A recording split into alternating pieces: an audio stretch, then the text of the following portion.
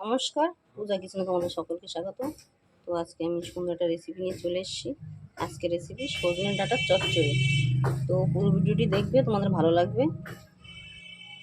আর আমি এখন ছোটো ছোটো করে সজনে ডাঁটা কেটে নেব।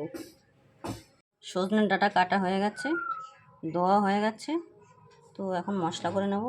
আর দেখো কী কী নিয়েছি: আদা কুচি, সাদা জিরে, সাদা সর্ষে, কাঁচা লঙ্কা। তো একসাথে মশলা করে নেব। মশলা করা হয়ে গেছে, আগে থেকে কড়াই বসিয়ে দিয়েছি। এখন দিয়ে দেব তেল। তেল গরম হয়ে গেছে, ফোড়নের জন্য নিয়েছি সাদা জিরে।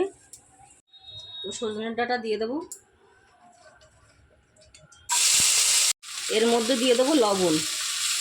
লবণ দেওয়া হয়ে গেছে, তো কিছুক্ষণ কষিয়ে নেব। লবণ দিয়ে কিছুক্ষণ কষানো হয়ে গেছে। এখন দিয়ে দেবো হলুদ গুঁড়ো, দিয়ে দেবো বাটা মশলা। মশলা দেওয়া হয়ে গেছে, কিছুক্ষণ কষিয়ে নেব। কষানো হয়ে গেছে, তো অল্প করে একটু জল দিয়ে দেবো। জল দেওয়া হয়ে গেছে, কিছুক্ষণ ঢাকা দিয়ে রাখবো। ঢাকা তুলে দেবো। আর দেখো ডাঁটা সিদ্ধ হয়ে গেছে। দিয়ে দেবো চিনি, একটু নাড়াচাড়া দিয়ে নিচ্ছি। প্রায় হয়ে এসছে। তো বন্ধুরা, সজনে ডাঁটা চচ্চড়ি হয়ে গেছে। আমার ভিডিওটি যদি তোমাদের ভালো লেগে থাকে অবশ্যই লাইক, কমেন্ট, শেয়ার, সাবস্ক্রাইব করবে।